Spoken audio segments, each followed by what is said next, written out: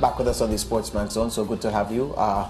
Those of you joining us on the SportsMax app, those of you joining us on traditional television, those of you joining us on your other mobile devices, welcome you all. You can watch the Commonwealth Games from any device you're viewing us on, and you can enjoy all our content, of course. Coming up in the summer, we have many more big events coming for you, and much more much more top class horse racing from the UK for the rest of the British summer. Football is what we'll start with now, because the Reggae Girlz secured third place at the CONCACAF Women's Championship in Mexico, beating Costa Rica 1-0 after extra time on Monday.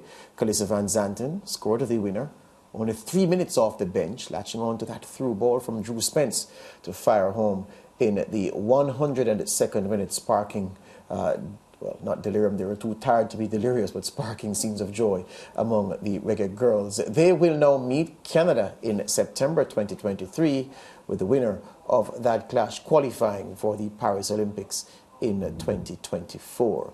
Meanwhile, the Reggae Girlz and members of their coaching staff were left red-faced, embarrassed at the IAH airport in Houston, Texas, as they made their way home from that successful Mexico trip. Since deleted post on the Instagram account of star striker Khadija Bunny Shaw claimed the players and officials were stuck. Have a look at this. So this is Bunny Shaw's Instagram page. Less than 24 hours after finishing a successful tournament and qualifying for back-to-back World Cups, only to arrive at the airport to be stuck with 24 pieces of bags and no funds to pay for them. At JFF Football, how are we getting home? No, this in isolation is bad, but it is especially bad when put against this. That post came hours after the president of the Jamaica Football Federation, Michael Ricketts, had patted himself and his administration on the back for doing a good job in helping the girls qualify for back-to-back FIFA World Cups. We have created history. And a number of times people would say things, probably not derogatory, but say things about each of these entities that are not deserving. JFF don't do nothing. Marley's get more credit than they're due. The Reggae Girlz don't do anything. Not true. Not true. And I'm saying this publicly, and I hope I be taped, that each of these entities would have given as much support that would have needed us to qualify. But I turn it over to the panel. Were the girls laughing at the point that the Reggae Girlz don't do nothing? They're probably laughing, saying that, yo, we just qualified for a World Cup. Maybe you're all talking about yourself. Well, there was a lot of snickering there and almost disbelief coming from some of the players at the pronouncements from the President Michael Ricketts, because there has been a general feeling that the success of the women's football program in Jamaica has not been due to the JFF's input, but more, Marley and the work Cedella has been doing with the funding of the team and generating interest. There was a case some years ago when the women's football program in Jamaica was dormant. It was actually non-existent. And Cedella Marley has taken a lot of credit, quite rightly, for resuscitating the women's football program and doing a lot to get the girls to qualify, first of all, for the 2019 FIFA World Cup. And that assistance has been continuous. And it just seemed that the girls found it laughable that the president would be taking credit for the JFF and its input in helping the Reggae Girlz. Yeah, and what I will add, just to continue on the point I was making, is many a times you notice administration, you never hear from them when you're just getting started and you're going through the phases when you really, really need assistance because, and I mean, this is a national football team. I mean, it's a top sport. It's not as if, I just want to get into one of the minor sports and I'm looking for support and whatnot. And the moment you start doing well, it's when everybody starts taking credit. This one helped you, that one held your bag when you had nobody to pull it on the airport. Like, everybody finds these inexcusable, irrational reasons as to how they contributed to your success. And I feel like this is a case of that situation here, where now that things seem to be going well, because I'll just say something, President Ricketts probably would have never come out and say these things if the girls didn't qualify. You know, if it's anything, they would have said they helped so much and the girls and them were no good. So that's all I have to say. I hand it over to you now, George. Well, you know, I wonder whose credit card was swiped at the airport for 24 pieces of luggage at least $60 a pop. Yeah, you can do the math, yeah?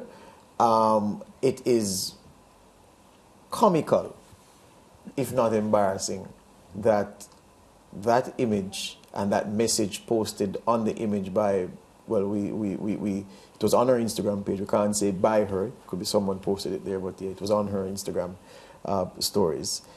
And the JFF president, at the same time, moments after, engaging in, you know, glad handing to himself. Usually you are glad handed by somebody else, but you're patting yourself on your own back. When the JFF does things like this, it is the basic form, the most basic form of what you call self-flagellation. And those who are religious people know that you have some people who tie themselves to a pole and they whip themselves in the name of their religion. So that's what self-flagellation is.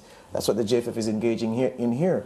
Because how do you reconcile something like this? And even if there was an administrative foul-up that caused the pile-up of bags there, that too is a problem, and that is part of the reason for people to be critical of what the JFF does and how the JFF does it. Mr. Ricketts' claims in that video would seem to a reasonable person as if he's hitting out at unfair criticism of the JFF. Yeah. You've been here covering football, you've been here forever covering football.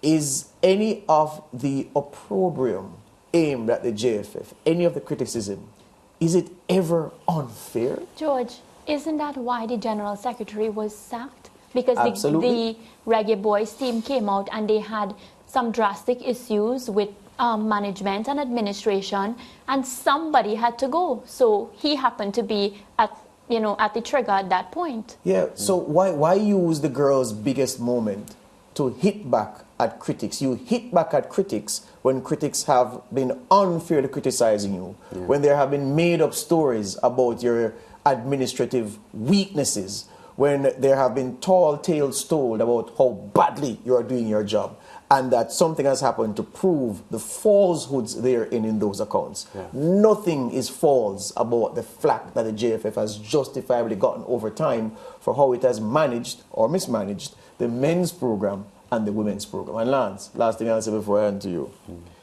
When Michael Ricketts said, I don't mind if I'm being recorded, he knew he was being recorded. Because I can tell you from what we saw there, if the producer is kind enough, he'll run back the footage. That's not CCTV footage. Yeah, that's not the camera in the restaurant. Yeah, it is clearly. That person would have been very visible to him. He saw someone recording him and wanted to play it to the gallery to say, hey, you can record me if you want. Come on now, Mr. President. Yeah, you well and know you were recorded. So to appear to come across as a big man, not being big of chest and broad of back, so you can criticize me.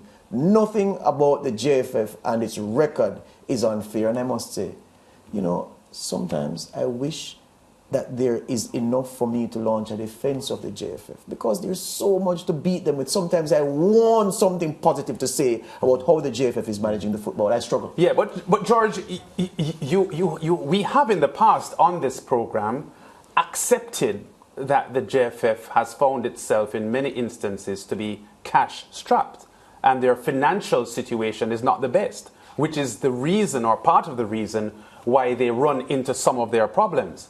And that, by their own admission, Dalton Wint was on the SportsMax Zone a couple of years ago defending the JFF on a certain issue by suggesting that they really don't have funds. So when people sit and criticize that they must be doing this and they must be doing that and they must pay the players more and so on, he was here defending very stoutly a position that the JFF is cash-strapped. Now, a Women's World Cup qualifying program takes money.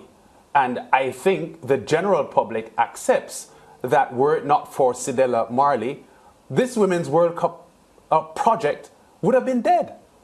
So in the face of that, I don't know how the JFF, which will claim that it had tried as far as it could, but the fact is that its efforts have never been enough. Not for this program. And Cedella Marley has to take a lot of credit by their own admission. You know, that is a track record that they have and they brought onto themselves. And I know George is going to come back with a rebuttal, but George, a rebuttal? Well, she may be right. No, because I just want to say something before I pass on to you, because I know you're standing by waiting. The point is, this administration has been there for some time. I mean, I've been on the zone for 3 years. They would have been there for twice, for longer, right? If you realize that you are cash-strapped, because this would have been the same song that they would have been singing, let's just say for the 3 years that I would have been here and, you know, paying very, very close attention to them, why don't you put things in place then to ensure that, you know, you get sponsors? This Reggae Girlz team, from the time that I've been here, has been a product that can sell. Sponsors will come on. So, I mean, it may sound very simple, but I think if you have the right marketing team and you have the proper strategies, then you can pull in money. What I would say, Mariah, is that Lance, unwittingly, is perhaps giving the JFF an out. Remember, Lance, the issues that have bedeviled the JFF, especially where in equal measure, men and women's programs, is not the lack of funding, because the average fan knows that the JFF doesn't have the strength of cash. I don't think so, you know, George. You know, there are a lot of football fans who think that the JFF has a lot of money and they are not using it in the way that it should. Here's where I'm going. We saw a contract for our ex-worker making so much money. Here's where I'm going. Here's where I'm going. Yes. And I'm talking about the informed football fans who sound off on the message boards. They know the state of the finances. They're not put out by the lack of funds available to the JFF. They are put out that in an environment where there is a lack of funds, there isn't clear priority given in spending those funds. And so you sign off on compensation or recompense for an individual who is set to resign, to walk away, without consulting the directors to structure said pay. So you're throwing away money, you don't have money. They are vexed with that. And they're also vexed, my dear sir and lady, with the fact that administratively, that's where the problem is. It's not necessarily with the funding, because there will be funds available and the JFF is not booking flights properly, is not organizing things properly, is having a case where the tail is wagging the dog, the players find themselves in a position where they have to write a public letter demanding that coaching staff be sacked. It's the administrative management of the JFF that rankles most with the football fans. And the rap sheet of the JFF is very long. And so to hear the president glad-handing in the midst of the women accomplishing a mission that was made possible by the largesse of Miss Marley as a benefactor, it's craven, it is naked, partisan, it's almost like politics from Mr. Ricketts. And I can understand him as a politician, in a sports politician doing this. But at the same time, for us who know the story, it's almost borders on slackness. And it's to see him and hear him do that. And George and Lance, is the worst reputation when every time somebody hear about you, it's something negative. Eventually, even if you do something good, nobody will remember that, because they'll just say, oh, the JFF again. Anyways, we have to go to a quick break. We'll be right back.